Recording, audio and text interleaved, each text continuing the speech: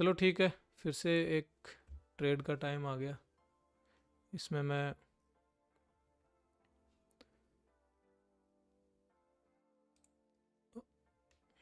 अरे यार थोड़ा सा, चलो कोई नहीं, देखना आप थोड़ा कंफर्मेशन के साथ अगर लेना चाहो तो ले सकते हो। मेरी एंट्री बन चुकी है यहाँ पे।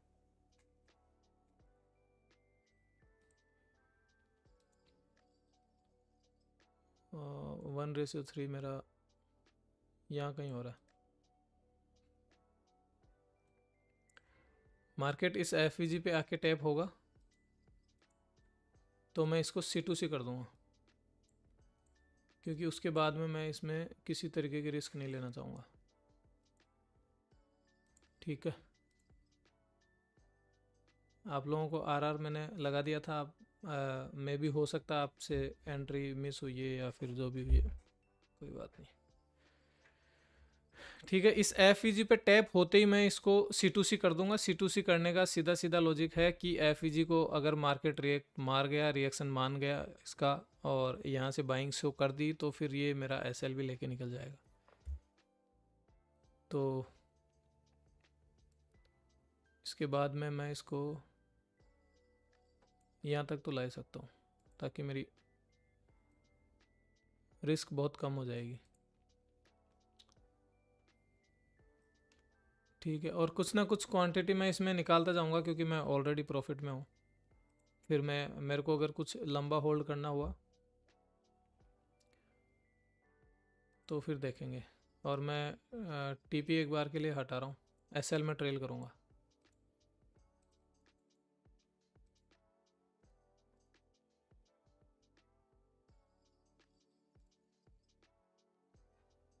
ठीक है, फिलहाल मैं एकदम C2C हूँ और कोई किसी तरीके का कोई रिस्क नहीं है मेरा।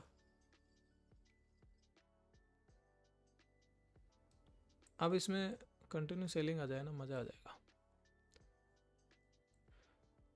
एक लेवल और आएगा जहाँ पे मैं एक क्वांटिटी और हटाऊँगा, उसके बाद में फिर मैं छोड़ दूँगा।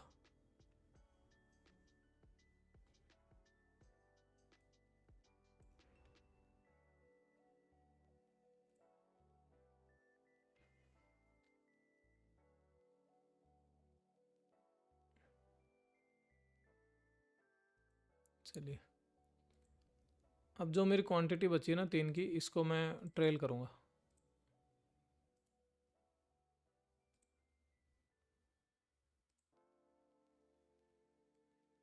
इसको मैंने एकदम C2C लगा दिया, किसी तरीके का कोई रिस्क नहीं है मेरा। ओवरऑल मैं प्रॉफिट में हूँ और प्रॉफिट लगभग मैंने $150 मतलब कि 10 से 15 हज़ार रुपये का तो बुक कर लिया। इसके बाद में मार्केट जितना देता है उतना लेते रहेंगे। इसको कैंडल टू कैंडल भी ट्रेल किया जा सकता है, क्योंकि ये अगर ट्रेड चली तो ये एक मिनट में भी अच्छा प्रॉफिट दे जाएगी। तो इसके लिए मैं 2 को ट्रेल कर सकता हूँ ना, और एक को मैं C2C रख सकता हूँ, ताकि मेरा ट्रेल में अगर SL गया तो मेरा C2C वाला SL हमेशा बचा रहेगा।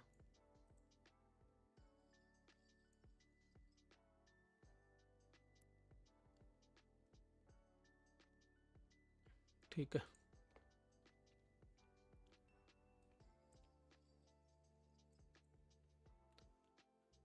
थोड़ा कल भी मेरा एक ट्रेलिंग का SL चला गया था, और ट्रेल का एक क्वांटिटी गई। चलो कोई नहीं, ठीक है, ठीक है, कोई नहीं, जाने देते हैं जो गया उसको।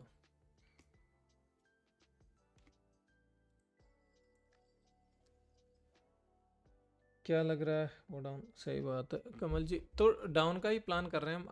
आई थिंक जो मैंने इधर दिया आपको लाइव में, उसका तो TP 1:3 भी डन हो गया होगा शायद। आई थिंक नहीं हुआ फिलहाल तो।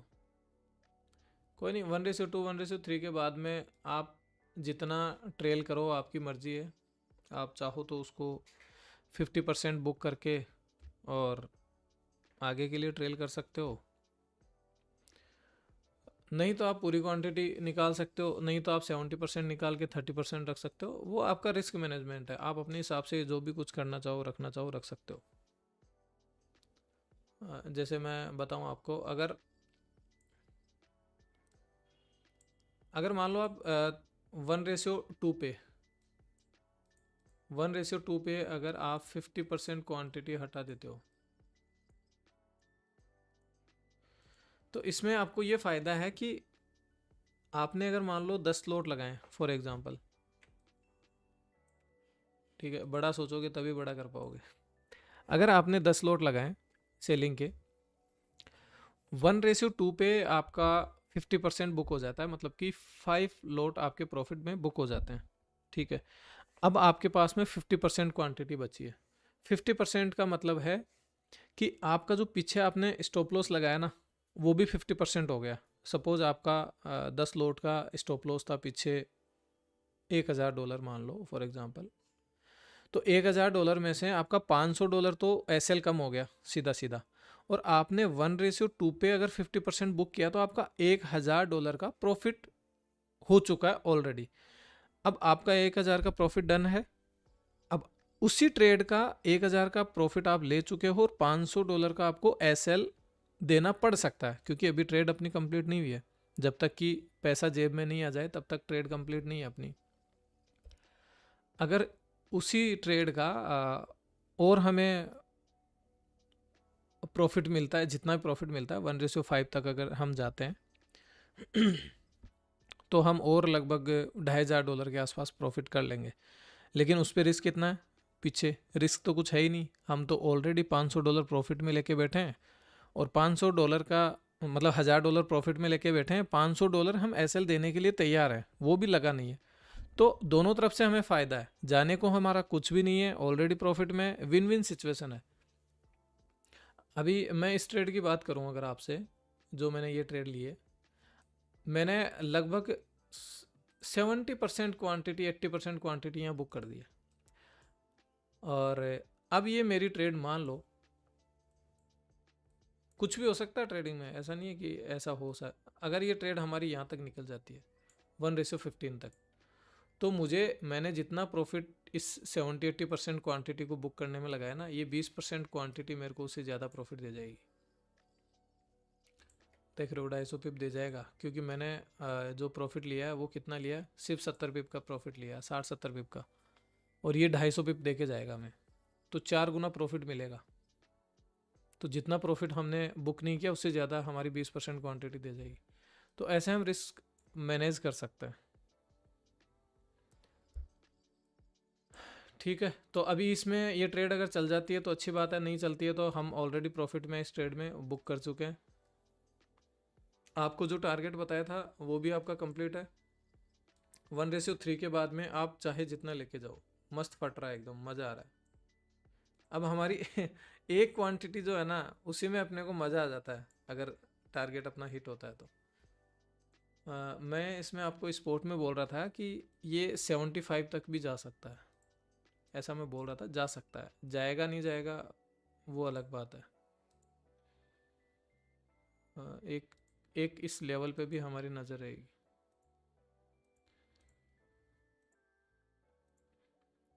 मैं इस लेवल पे एग्जिट कर दूंगा एक बार तो, क्योंकि मेरे पास क्वांटिटी नहीं बची। वो मैंने ट्रेल करके थोड़ा मिस्टेक किया है यार, वो ट्रेल करने की ज़रूरत नहीं थी वहाँ।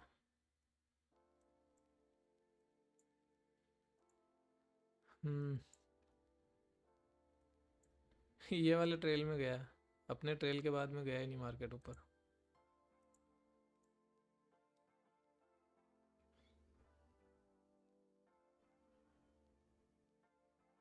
मैं यहीं तक ट्रेल करूँगा इसको। टारगेट थोड़ा सा यहाँ तक बढ़ा दिया हमने, तो आप चाहो तो इसका टारगेट भी कुछ क्वांटिटी आप यहाँ तक ले सकते हो इसकी। देखो, मार्केट ने ये लेवल एक बार स्वीप कर लिया तो हमें हर तरीके से सोचना पड़ता है। स्वीप कर लिया और अब कंटिन्यू अगर इसमें सेलिंग आई है तो फिर काफ़ी अच्छी सेलिंग आएगी।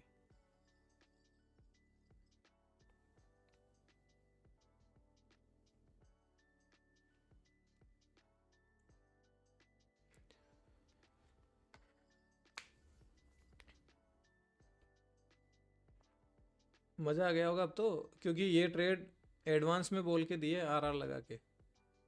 और जो भी है 1:5 तो इजीली मिला इसमें।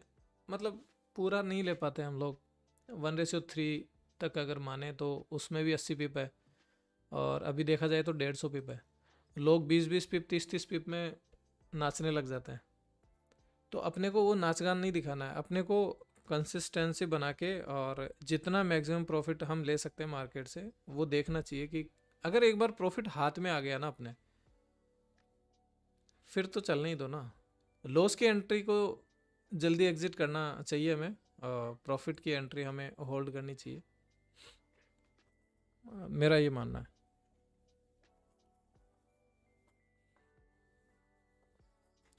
ये 1 मिनट की कैंडल अगर इसके नीचे निकलती है तो मैं इसको इसके ऊपर ट्रेल कर दूंगा। इसके इसका लो ब्रेक करते ही मैं एसएल ट्रेल कर दूंगा यहाँ पे, क्योंकि फिर से अगर ये स्वीप लेके आया तो फिर नाटक हो जाएगा।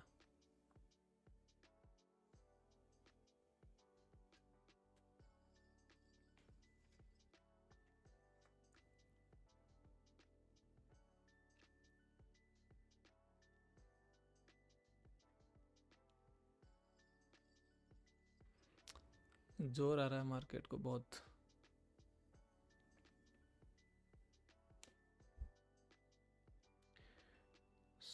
ऑसम प्रशांत भाई, ऑसम, थैंक यू ब्रदर।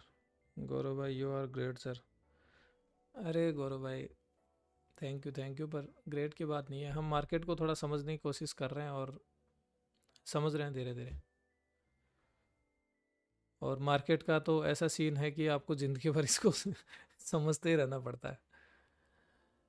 किसकी तरह समझते रहना पड़ता है ये तो आप समझ सकते हैं। ऐसा इंसान जिसको आप कभी समझ ही नहीं सकते और फिर और उसको समझने की कोशिश करते हो, और जितना ज़्यादा समझने की कोशिश करते हो, कुछ इंसान होते हैं अपनी लाइफ में ऐसे